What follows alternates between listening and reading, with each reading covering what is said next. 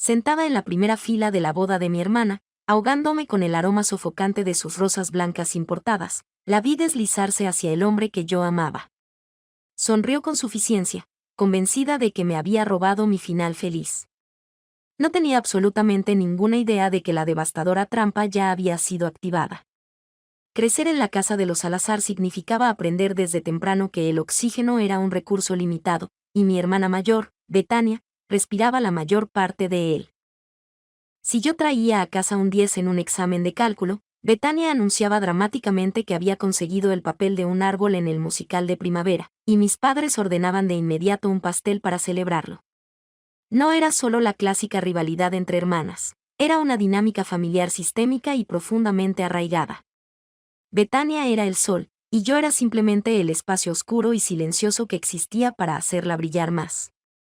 Para cuando llegamos a nuestros 20 años, la disparidad se había calcificado en la realidad. Betania se mudó a París para encontrarse a sí misma a expensas de las tarjetas de crédito de nuestros padres, que se agotaban rápidamente, mientras yo me quedé en la ciudad, trabajando agotadoras semanas de 70 horas en la inmobiliaria Salazar. La empresa fue fundada por nuestro difunto abuelo, Arturo Salazar.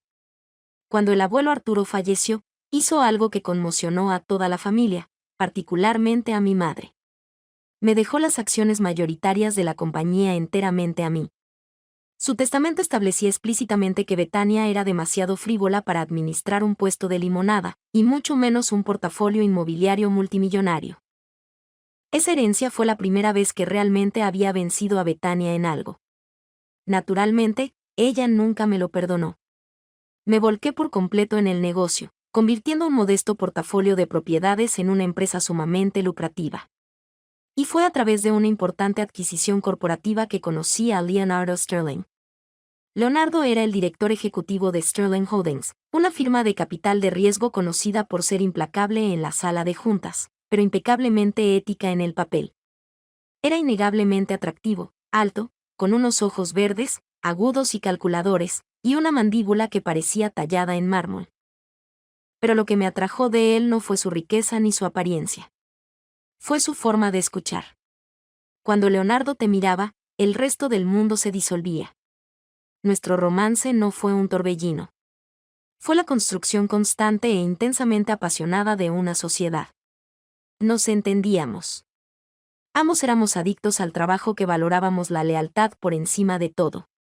Después de 18 meses de un noviazgo hermoso y tranquilo, Leonardo me propuso matrimonio. Estábamos de pie en el balcón de su penthouse, mirando la bahía de la ciudad, cuando deslizó un anillo vintage de zafiro, una reliquia familiar, en mi dedo. Había pertenecido a su bisabuela. No solo quiero una esposa, Camila, había susurrado, con su frente apoyada contra la mía. Quiero una compañera. Alguien que vea el mundo exactamente de la misma manera que yo. Vamos a construir un imperio juntos. Durante exactamente 3 meses, fui la mujer más feliz del mundo. Comenzamos a planear una boda íntima y de buen gusto. Ya tenía mi vestido elegido. Había asegurado al pastor Montes, el ministro que me había bautizado, para oficiar la ceremonia. Yo estaba flotando. Y entonces, Betania regresó. Sus fondos en Europa finalmente se habían secado, y mis padres se negaron a sacar una segunda hipoteca para financiar sus hábitos de compras parisinos. Regresó afirmando que extrañaba a la familia, pero yo sabía la verdad. Estaba en la ruina, acercándose a los 30, y desesperada por una red de seguridad llena de dinero. La primera vez que Betania conoció a Leonardo fue en la parrillada anual de verano de nuestra familia. Recuerdo el momento exacto en que sus ojos se clavaron en el Rolex de su muñeca, trazando el costoso corte de su camisa casual de lino. Sus instintos depredadores se activaron al instante. Se sacudió su cabello rubio perfectamente iluminado, soltó una risa musical y aguda ante una broma que él ni siquiera había terminado de contar, y tocó su bíceps solo una fracción de segundo más de lo necesario. Al principio no le di mucha importancia. Confiaba plenamente en Leonardo. Él siempre fue educado, ofreciéndole una sonrisa encantadora pero distante antes de envolver sus brazos de forma segura alrededor de mi cintura y besar mi sien. Pero Betania era, sobre todo, persistente. Empezó a aparecer en mi oficina cuando sabía que Leonardo y yo teníamos planes para almorzar, invitándose sola. Comenzó a enviarle memes graciosos que, según ella, yo no entendería. Incluso orquestó el pinchazo falso de una llanta bajo la lluvia, llamando a Leonardo en lugar de a la asistencia en el camino porque no quería molestar a Camila en el trabajo. Durante las siguientes semanas, noté un cambio sutil. Leonardo empezó a recibir llamadas privadas y a salir de la habitación. Se mostraba distraído durante la cena. Dejó de mencionar el banquete de la boda o los arreglos florales. Cuando le preguntaba si algo andaba mal, él simplemente suspiraba, se pasaba una mano por el cabello y decía: el trabajo está complicado en este momento, Camila. Solo confía en mí, ¿de acuerdo? Yo quería confiar en él.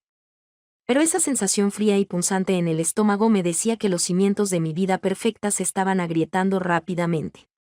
La explosión ocurrió un martes por la noche a finales de octubre. Mis padres habían insistido en organizar una cena familiar en su casa, lo que usualmente era un código para pedirme que le diera a Betania un trabajo fantasma en la empresa para que pudiera cobrar un cheque. Llegué temprano, exhausta por un largo día de negociaciones. Leonardo llegó 20 minutos después, pero no cruzó la puerta principal solo. Entró con Betania. La mano de ella estaba firmemente entrelazada en el pliegue de su brazo, y prácticamente vibraba con una energía engreída y triunfante. Leonardo estaba pálido, su expresión completamente indescifrable mientras se negaba a hacer contacto visual conmigo. ¿Qué está pasando?, pregunté, dejando la copa de vino que sostenía. El silencio en la sala de estar era ensordecedor. Mi madre, que claramente había sido avisada, entrelazó las manos y nos miró nerviosamente a ambos. Mi padre simplemente se quedó mirando al suelo. Leonardo finalmente levantó la vista. Sus ojos verdes, usualmente tan cálidos cuando me miraban, estaban completamente vacíos. Camila, siéntate. Tenemos que hablar. Prefiero estar de pie, respondí, con el corazón martilleándome contra las costillas como un pájaro atrapado. Betania dio un paso adelante, con un puchero trágico y falsamente compasivo pintado en su rostro. Camila, por favor, no hagas una escena. No queríamos que esto pasara. Tienes que creerme. Simplemente. Fue más grande que nosotros dos. ¿Qué cosa?, espeté, con una voz peligrosamente baja. Leonardo y yo, dijo Betania, mientras las comisuras de su boca temblaban en un esfuerzo por ocultar una sonrisa. Nos hemos enamorado. La habitación dio vueltas. Miré a Leonardo, buscando desesperadamente el remate, esperando que me dijera que todo era una broma enferma y retorcida. Pero él simplemente metió la mano en su bolsillo y sacó la caja de terciopelo que alguna vez había guardado mi anillo vintage de zafiro, el anillo que me había pedido que le devolviera el día anterior bajo la excusa de que el joyero ajustara las puntas. Abrió la caja, pero el zafiro no estaba allí. En su lugar, descansando sobre el terciopelo negro, había un diamante masivo, llamativo, de 6 quilates, que parecía pertenecer a una estrella de un reality show. Lo siento, Camila, dijo Leonardo, con voz plana, desprovista de cualquier emoción. Me di cuenta de que me estaba precipitando contigo. Eres maravillosa, pero somos demasiado similares. Somos puro negocio. Betania. Betania me hace sentir vivo. Me hace ser espontáneo. Le he pedido que se case conmigo, y queremos hacerlo rápido. El mes que viene. Sentí que la sangre abandonaba mi rostro. Mi propio prometido, mi hermana, en la sala de estar de mis padres. Miré a mi madre, esperando que desatara el infierno sobre Betania por hacer algo tan increíblemente vil. En cambio, mi madre suspiró profundamente y dio un paso adelante para poner una mano en mi hombro. Camila, cariño, tienes que ser razonable. Tú y Leonardo están tan envueltos en sus hojas de cálculo y contratos. Betania necesita un hombre fuerte que cuide de ella. Y tú, bueno, tú tienes tu empresa.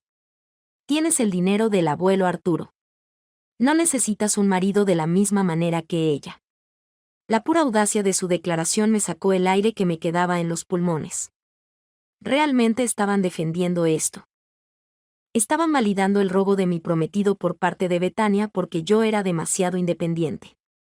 Están todos locos, susurré, apartándome del toque de mi madre como si fuera radiactiva. Miré directamente a Leonardo. Eres un cobarde. Y luego, me volví hacia Betania, quien ahora sostenía su mano izquierda para admirar el odioso diamante bajo la luz del candelabro. Tú eres exactamente quien el abuelo Arturo pensaba que eras, un parásito. No seas una perdedora resentida, Camila, se burló Betania, abandonando su dulce acto de hermana. No es mi culpa que él haya buscado algo mejor. No lloré. Me negué a darles la satisfacción de una sola lágrima. Agarré mi abrigo, salí de la casa y conduje directamente a la oficina, donde cerré la puerta con llave y finalmente dejé que el sollozo se desgarrara de mi garganta. Las siguientes semanas fueron una pesadilla viviente de humillación pública. Leonardo y Betania no hicieron una transición discreta para convertirse en pareja, lo alardearon. Las páginas de sociales de la ciudad son despiadadas, y Betania se aseguró de que los tabloides se dieran un festín. Director ejecutivo de Sterling abandona a heredera de bienes raíces por su glamurosa hermana, decía un titular particularmente nauseabundo. Betania se adueñó de todos los planes de boda que yo ya había hecho. Tomó mi salón de eventos, el Salón Roble del Hotel Windsor. Tomó a mi servicio de banquetes. Incluso tuvo el descaro de invitar a Brenda, nuestra prima chismosa, para que fuera su dama de honor, un papel que Brenda aceptó con júbilo, asegurándose de que cada detalle de mi miseria fuera transmitido a nuestra familia extendida. Pero la peor parte no fue la boda robada. Fue la maniobra legal que Betania intentó a continuación. 2 semanas antes de la boda, el abogado de mi familia, Diego Hinojosa, solicitó una reunión urgente conmigo. Cuando me senté en su oficina con paneles de caoba, Diego lucía sombrío. Camila, tu hermana ha contratado una asesoría legal muy agresiva, explicó Diego, deslizando una gruesa carpeta de manila sobre el escritorio. Con el respaldo financiero de Leonardo Sterling, está impugnando el testamento de Arturo. Ella afirma que manipulaste a tu abuelo en sus últimos meses para asegurar la compañía. Como Leonardo tiene recursos ilimitados, pueden arrastrar esto en el tribunal testamentario durante años, congelando efectivamente tus activos y llevando a la inmobiliaria Salazar a la bancarrota a través de los honorarios legales. Me quedé mirando los documentos, mientras una furia fría se apoderaba de mí. Betania no solo quería a mi prometido. Quería destruir mi vida. Quería el dinero al que sentía que tenía derecho, y estaba usando los miles de millones de Leonardo para aplastarme hasta la sumisión. ¿Con qué quieren llegar a un acuerdo?, pregunté, con una voz aterradoramente tranquila. Ella quiere el 51% de las acciones. Quiere el control de la compañía, Camila. Y si no lo consigue, te desangrará en la corte con los abogados de Sterling. Betania pensaba que tenía todas las cartas a su favor. Tenía al hombre, el anillo, el apoyo de la familia, y ahora una pistola legal apuntando a mi cabeza. Mis padres me llamaban a diario, instándome a simplemente firmar los papeles y dejar que mi hermana tuviera su parte justa, para que todos pudiéramos ser una familia feliz en la boda. Para guardar las apariencias y evitar darle a Betania la satisfacción de pensar que me había roto por completo, accedí a asistir a la boda. Incluso acepté usar el espantoso vestido de dama de honor color malva que eligió para mí, un color que ella sabía que me apagaba. Confirmé mi asistencia, empaqué mis cosas y me preparé para ver a mi hermana casarse con el hombre que yo amaba. Betania pensaba que me había hecho jaque mate. Pensaba que yo entraría al Hotel Windsor como una mujer derrotada y rota, lista para entregar el legado de mi abuelo solo para detener el dolor. Lo que Betania no sabía, lo que nadie en esa habitación sabía, ni siquiera mi madre manipuladora o la chismosa prima Brenda, era que 3 noches después de la desastrosa cena familiar, mi teléfono había vibrado a las 2 de la mañana con un mensaje de texto de un número desconocido. Línea segura. Llámame desde un teléfono desechable. Y cuando lo hice, la voz al otro lado había sido la de Leonardo. Caminando de un lado a otro sobre el piso de madera de mi departamento, apreté el teléfono de prepago barato contra mi oreja, con las manos temblando violentamente. Valeria, soy yo. No hables. Solo escucha. Su voz crujió a través de la línea segura. Me desplomé en el borde de mi sofá, jadeando en busca de aire. La prensa, Los tabloides e incluso los familiares chismosos habían estado usando los nombres de Camila y Leonardo como alias. Mi equipo de seguridad corporativa había alimentado desesperadamente al público para ocultar nuestras verdaderas identidades cuando el escándalo se filtró por primera vez, pero escuchar a Patricio Cárdenas llamarme por mi verdadero nombre, Valeria, rompió el dique. Patricio, logré articular, con la traición aún ardiendo en mi pecho. ¿Cómo pudiste? Nada de lo que viste en esa sala de estar fue real, Valeria. Nada de eso. Dijo Patricio, con su voz completamente desprovista del tono frío y distante que había usado en la casa de mis padres. Sonaba exhausto, alterado y ferozmente protector. Necesito que confíes en mí una última vez. Mi abuelo, Vicente, me advirtió sobre el espionaje corporativo, pero nunca pensé que vendría de tu propia hermana. Durante las siguientes 2 horas, sentada en la oscuridad de mi apartamento, Patricio desentrañó una conspiración tan masiva que hizo que se me helara la sangre. Betania no había regresado de París solo porque estuviera en la ruina. Había regresado porque estaba huyendo por su vida. Mientras se codeaba con la alta sociedad europea, Betania se había enredado con un sindicato altamente organizado especializado en el desmantelamiento de activos corporativos. Les debía aproximadamente $15 millones tras una serie de desastrosas inversiones ilícitas que hizo intentando mantener su glamurosa fachada. Cuando sus fondos se secaron, el sindicato le dio un ultimátum. Su vida o un objetivo de igual valor. Betania le sirvió el portafolio inmobiliario de nuestro abuelo Vicente y la firma de capital de riesgo de Patricio en bandeja de plata. El día que fingió el pinchazo de la llanta bajo la lluvia, explicó Patricio, con un tono afilado como una navaja. No solo quería que la llevara. Mientras yo estaba afuera hablando con el mecánico, conectó una unidad USB en la interfaz de mi auto intentando cargar un malware de 0 clics en mi teléfono. Mi seguridad detectó la intrusión de inmediato. En lugar de confrontarla, Patricio había contratado a una firma de inteligencia privada para indagar en la vida de Betania. Lo que encontraron fue horrendo. Betania había pasado semanas falsificando mi firma en una montaña de escrituras de transferencia irrevocables. Estaba sentando las bases para ceder legalmente el 51% de mi compañía a una empresa fantasma con sede en Chipre, controlada por sus jefes del sindicato. Si yo simplemente la hubiera dejado o hubiera llamado a la policía por el malware, sus jefes habrían apretado el gatillo, reveló Patricio. Habrían ejecutado los documentos falsificados, vaciado las cuentas de tu empresa y te habrían incriminado a ti por la malversación. Habrías ido a una prisión federal, Valeria, y Betania habría interpretado a la trágica e inocente hermana. Para detener la transferencia, Patricio tuvo que convencer a Betania y a sus jefes de que estaba completamente bajo su hechizo. Tuvo que fingir la aventura. Tuvo que humillarme públicamente para asegurar que el sindicato creyera que la ruptura entre nosotros era genuina. Necesitaba acceso a sus archivos encriptados, a sus cuentas en paraísos fiscales y a las identidades de los hombres que movían sus hilos. ¿Y el anillo?, pregunté, con la voz temblando a medida que la magnitud de su sacrificio me invadía. ¿El diamante llamativo? Hecho a medida por investigadores federales, respondió Patricio. La banda contiene un microtransmisor y un rastreador GPS. Sé exactamente a dónde va, con quién se reúne y qué dice. Hemos estado construyendo un caso federal rico durante 3 semanas. Mis lágrimas de desconsuelo se transformaron instantáneamente en lágrimas de una furia absoluta y fría como el hielo. Mi hermana estaba dispuesta a enviarme a una penitenciaría federal solo para salvar su propio pellejo. Mis padres apoyaban ciegamente a una criminal. ¿Qué necesitas que haga?, pregunté, enderezando mi columna mientras la ejecutiva de negocios calculadora que llevaba dentro tomaba el volante.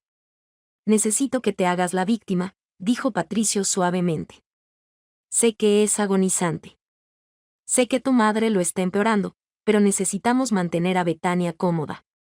Los ejecutivos del sindicato volarán a la ciudad para la boda. Creen que es una celebración de su exitosa adquisición hostil. Una vez que estén todos en la misma habitación, la trampa se cerrará de golpe. ¿Puedes aguantar hasta la boda?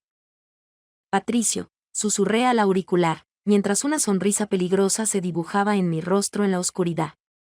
Le voy a dar la actuación de su vida. Durante las siguientes 2 semanas, Me convertí en el epítome de una mujer derrotada. Lloré cuando me tocaba al visitar a mis padres.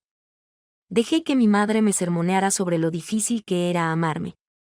Incluso fui a la última prueba de vestido de Betania, sosteniendo obedientemente la cola de su vestido de seda personalizado de $50,000, tragándome mi asco. Internamente, me estaba riendo. La tarjeta de crédito que usó para comprar ese vestido era una cuenta señuelo federal. Cada transacción agregaba otro cargo por fraude electrónico a su creciente acusación.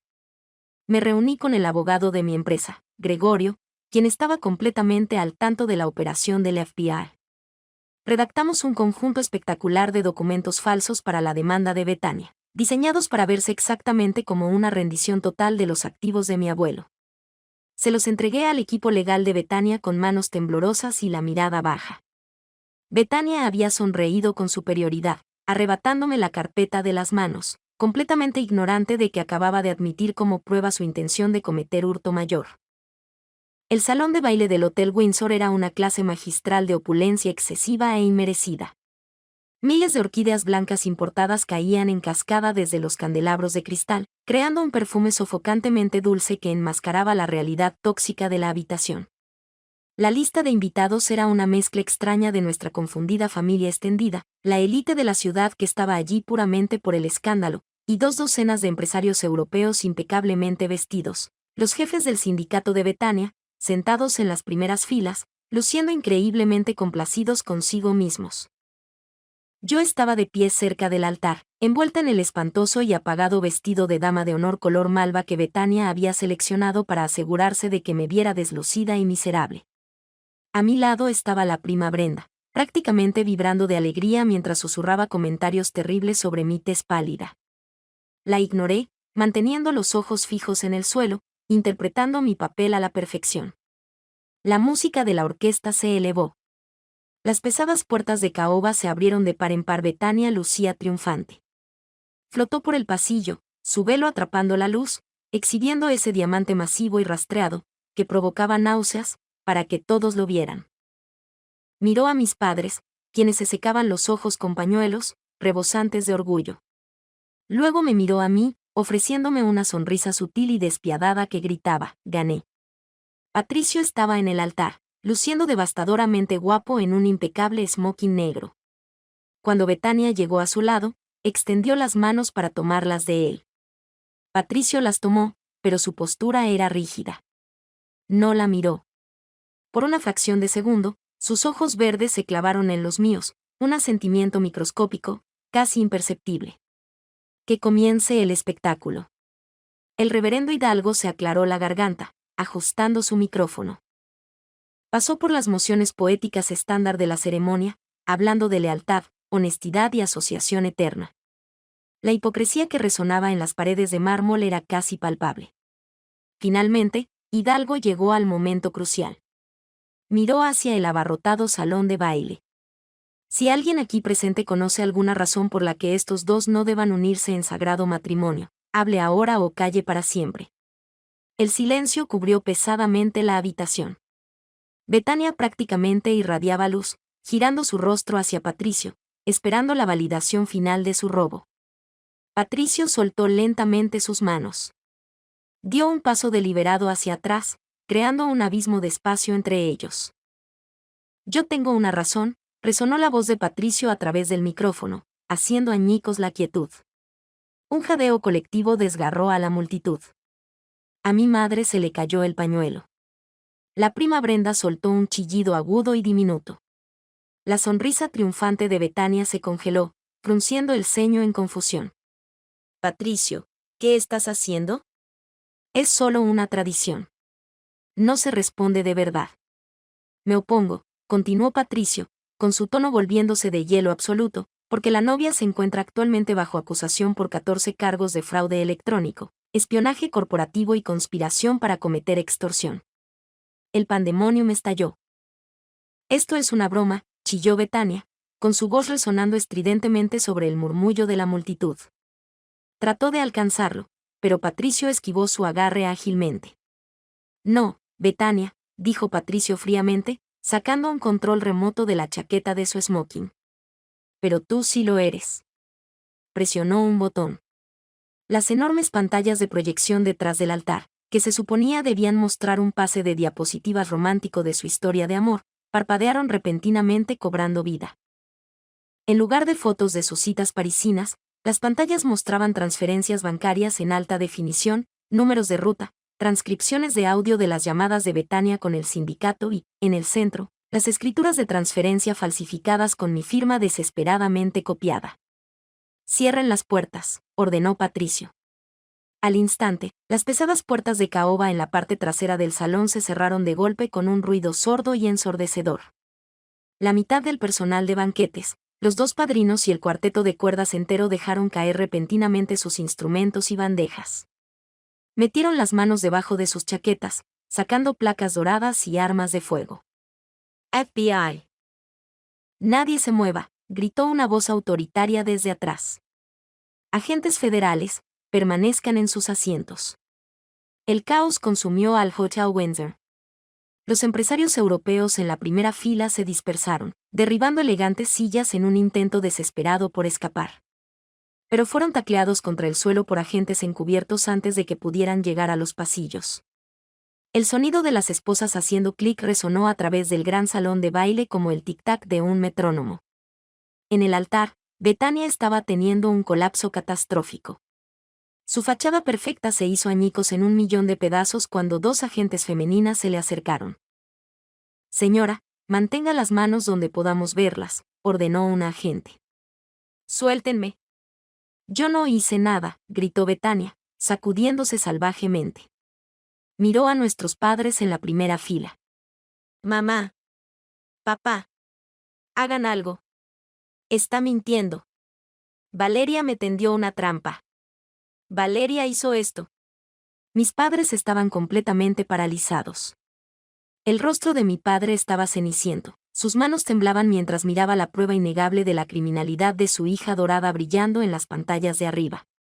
Mi madre sollozaba histéricamente, esta vez no por orgullo, sino por absoluto horror. Finalmente vieron a Betania exactamente por quien era. Mientras las agentes le torcían los brazos a Betania detrás de su espalda, arrugando la seda de $50.000, una de ellas retiró firmemente el enorme anillo de diamantes de su dedo. «Nos llevaremos esto. Es propiedad federal». «Patricio», aulló Betania mientras la arrastraban por el pasillo sembrado de pétalos, con sus costosos tacones arrastrándose inútilmente por el mármol. «Patricio, por favor». Patricio ni siquiera la miró. Le dio la espalda a la ruina de mujer que gritaba y que había intentado destruir nuestras vidas. La sala era un torbellino de luces intermitentes, agentes federales gritando y familiares llorando, pero Patricio pasó de largo entre todo eso. Bajó los escalones del altar y se detuvo directamente frente a mí.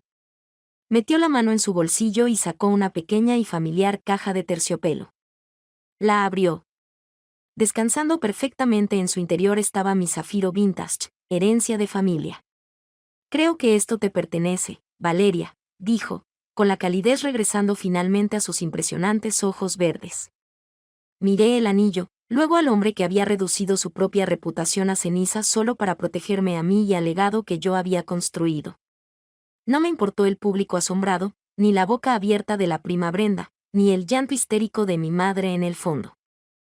Extendí la mano, dejando que él deslizara el zafiro de vuelta en mi dedo, donde pertenecía. Entonces, susurré, con una sonrisa genuina dibujándose en mi rostro por primera vez en meses. «¿Cuánto falta para que sirvan el banquete?» «No he comido un solo carbohidrato en 2 semanas». Patricio soltó una carcajada, un sonido rico y pleno que cortó a través del caos y me atrajo hacia un beso que prometía un imperio. Ver caer el mazo en un tribunal federal es un sonido que nunca olvidas de verdad. Resuena con una finalidad de madera pesada que separa la vida que una vez conociste de la fría y dura realidad del sistema de justicia. Durante 14 atroces meses después de la espectacular redada del FBI en el Hotel Windsor, mi vida fue consumida por sesiones informativas legales, declaraciones juradas y el sofocante circo mediático que rodeó la monumental caída de mi hermana. Los tabloides de la ciudad, las mismas publicaciones que alegremente me habían pintado como una heredera amargada y abandonada, ejecutaron una reversión que causaba latigazo cervical. De repente, Patricio Cárdenas y yo éramos los brillantes y trágicos héroes del distrito financiero. Los titulares gritaban sobre el señuelo de $1.000 millones y la red de extorsión de la novia fugitiva. Pero a puerta cerrada, la realidad de desenredar el desastre de Betania fue agotadora y profundamente dolorosa. El fiscal federal Montenegro, un abogado implacablemente agudo que parecía no haber dormido en una década, tomó la delantera en el caso federal RICO contra el Sindicato Europeo. Necesitaba mi cooperación constante para mapear las trampas financieras que Betania había tendido dentro de mi empresa, la inmobiliaria Salazar. Cada semana, me sentaba en salas de conferencias estériles mirando documentos falsificados que llevaban mi firma robada. Betania, fiel a su naturaleza, inicialmente intentó interpretar a la máxima víctima. Durante su lectura de cargos, sollozó histéricamente, afirmando que le habían lavado el cerebro, la habían coaccionado y amenazado físicamente los empresarios europeos. Señaló con el dedo a todos menos a ella misma. Incluso trató de afirmar que Patricio había sido el autor intelectual de todo el plan de malversación de fondos y la había obligado a participar para asegurar un monopolio sobre el mercado inmobiliario de la región. Pero el fiscal Montenegro tenía los recibos. Literalmente. El microtransmisor oculto dentro del llamativo anillo de diamantes de 6 quilates que Patricio le había dado proporcionó cientos de horas de audio nítido.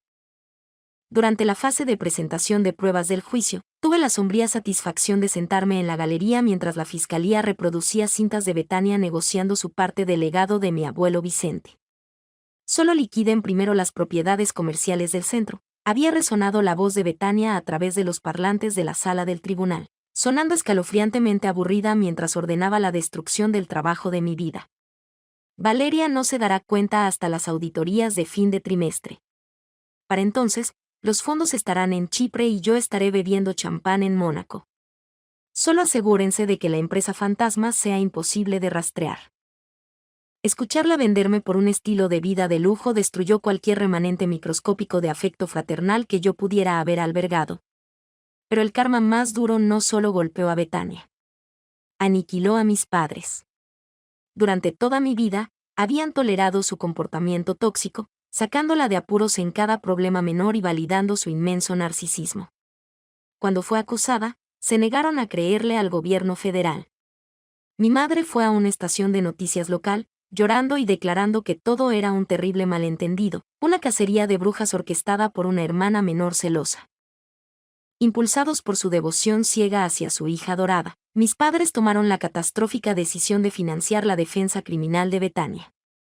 Contrataron a un equipo de abogados defensores sumamente caros, verdaderos tiburones, que cobraban tarifas por hora exorbitantes. Cuando esos fondos se agotaron, mis padres sacaron una segunda hipoteca masiva sobre su hermosa y extensa casa suburbana. Luego, liquidaron sus cuentas de jubilación. Apostaron todo lo que tenían en la creencia de que Betania era inocente, y perdieron. El juicio duró 6 semanas, culminando en un devastador veredicto de culpabilidad en los 14 cargos, incluyendo fraude electrónico, conspiración para cometer extorsión y espionaje corporativo. El juez Harold Reynolds no se anduvo con rodeos durante la audiencia de sentencia. Miró a Betania desde el estrado, su expresión irradiando un asco absoluto. A usted se le entregaron todos los privilegios en la vida, declaró el juez Reynolds, con su voz retumbando en la silenciosa sala del tribunal. Y sin embargo, eligió aliarse con un sindicato criminal para canibalizar el legado de su propia familia, enteramente por avaricia y vanidad. No mostró ningún remordimiento hasta que le pusieron las esposas en las muñecas. Betania fue sentenciada a 12 años en el centro penitenciario de Danvers, una prisión federal para mujeres conocida por su estricta disciplina y su absoluta falta de lujos. No habría rosas blancas importadas ni vestidos de seda de diseñador en su futuro, solo uniformes color beige y un horario altamente regulado. El día después de que Betania fuera trasladada a prisión, el banco ejecutó la hipoteca de la casa de mis padres.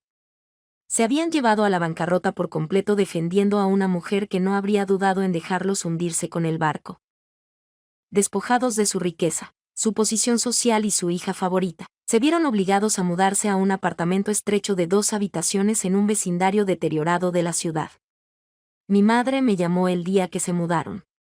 Su voz era pequeña, quebrada y temblorosa. Valeria, lloró por teléfono. No nos queda nada. Cometimos un error. Por favor, a la empresa de tu abuelo le va tan bien. Seguramente puedes ayudarnos. ¿Solo una pequeña mesada? Me paré junto a los ventanales que iban del piso al techo en mi oficina de la esquina, mirando el horizonte de la ciudad. Pensé en las décadas que pasé encogiéndome para acomodar el ego de Betania. Pensé en la noche en que se pararon en su sala de estar y me dijeron que yo era demasiado independiente para merecer un prometido fiel. Lo siento, madre, respondí, con voz firme y resuelta. Pero mis activos están inmovilizados en la expansión corporativa. Deberías pedirle consejo financiero a Betania. Escuché que es muy creativa con el dinero. Colgué el teléfono y bloqueé sus números.